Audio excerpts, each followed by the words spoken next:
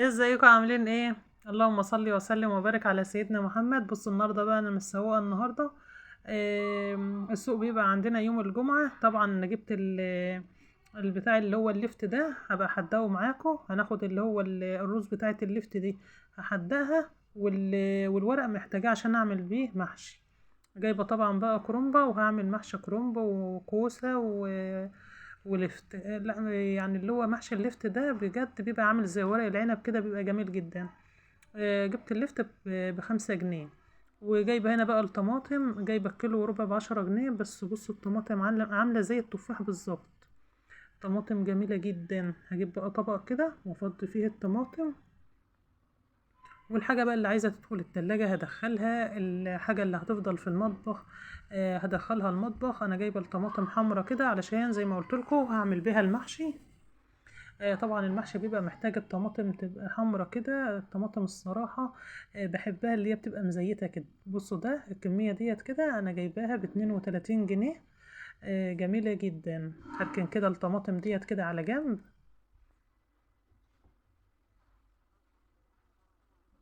اهو. واشوف بقى ايه تاني انا جايبة ايه معايا كده. بجد اللي يروح السوق يعني يجيب كل حاجة حلوة. جايبة دي بقى خلطة للمحشي، بهارات للمحشي كده بجيبها من السوق. بخلي الراجل كده في السوق بتاع البهارات يظبط لي كده ايه خلطة المحشي. وجايبة هنا بقى ايه 2 كيلو ونص كده من الموز. بس طبعا عيالي ما صبروش ان هو ايه احطه عشان احنا لسه ما فطرناش. بس قلت ان انا ايه اصور معاكم واديلكوا فكرة عن الاسعار واوريلكوا الخضار. طبعا الصبع ده كده طلع بايظ، هو كان اصلا مدولي كده فوق البيعة.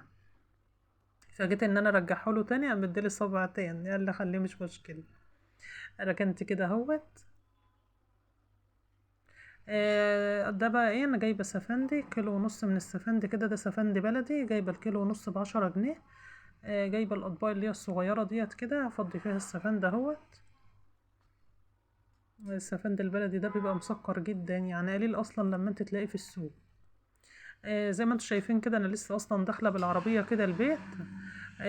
ما بدخلش العربيه جوه علشان بتبقى بقى طبعا العجل بتاعها بيبقى يعني مليان تراب وطينه وكده، فهيبهدل لي السجاد. فبحب ان انا افضي التسويقه كده بتاعه السوق على الباب كده بتاع الشقه. وادخل بقى الحاجه اللي زي ما قلت لكم اللي عايزه تدخل المطبخ هدخلها. طبعا انتوا زي ما انتوا شايفين ان احنا في الشتاء الفتره ديت.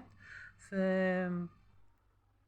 فالحاجه بقى اغلبيتها بتبقى ايه بره التلاجة اهوت. انا بملى الاطباق كده وبحطها جنب بعض كده عشان تشوفوا برضو معايا.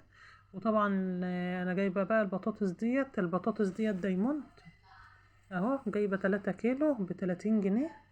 بصوا البطاطس بقى شكلها عامل ازاي. دي احلى بطاطس ممكن تجيبيها. اللي هي البطاطس اللي هي بتبقى اللي هي الدايموند دي بتبقى بالمنظر ده كده. انا بعرف شكلها بتبقى بيضة كده ومطولة شوية كده. بس انا هحطهم طبعا ايه في جنب كده علشان ابقى ادخلها احطها في التربو في المطبخ. بجد اللي يروح السوق ده يجيب خضار ويجيب كل حاجة، ما تحتاريش طول الاسبوع. ما تقوليش النهاردة انا هعمل اكل ايه. لا بيبقى الاكل ايه بتبقى مع يعني انت جايبة الحاجة مصرفاكي على الاكل. بصوا طبعا ديت ملوخية. هي الملوخية اصلا بتروح كده يعني خلاص يعني.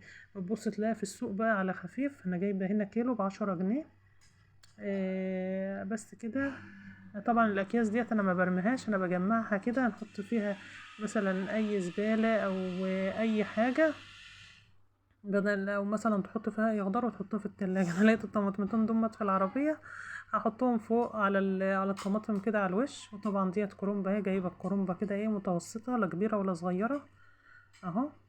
ابقى برضو ايه اعملها وكده. وفي العربية بقى اللي هو الخضار. وده كوسة. زي ما قلت لكم عشان انا بعمل ايه بحب اعمل المحشي كده يبقى تشكيلة. كوسة مع ورق اللفت مع الكرنب اهو. بصوا الكوسة عاملة ازاي. ده انا جايباه كيلو وربع ب10 جنيه. جميلة جدا. ممكن تعمليها برضو بالصلصة زي ما تحب، وتحط معاها قطع من اللحمة كده بتبقى جميلة جدا. وده بقى جايبة النهاردة سمك. هعمل السمك النهاردة لان انا مبحبش اعمل المحشي يوم السوق. مش بحب اعمله يوم السوق خالص. فجايبة بقى النهاردة سمك كده، سمك بلطي علشان اعمله بقى ايه كده يوم الجمعة. مبحبش ان انا اعمل اكل يعني ايه يطول معايا وكده، لا بحب اعمل اكل يكون خفيف. اهو ده كيلو ونص من السمك. كيلو السمك النهاردة ب38 جنيه، انا جبته بالعافية ب37. زي ما قلت لكم كده بقى ايه، هبعمل المحشي مثلا اسلق الورق النهارده واحشي بكره باذن الله. ودي بقى كانت التسويقه بتاعت النهارده. حبيت اعرفكم على انواع الخضار اللي في السوق وعلى الاسعار. مع السلامه.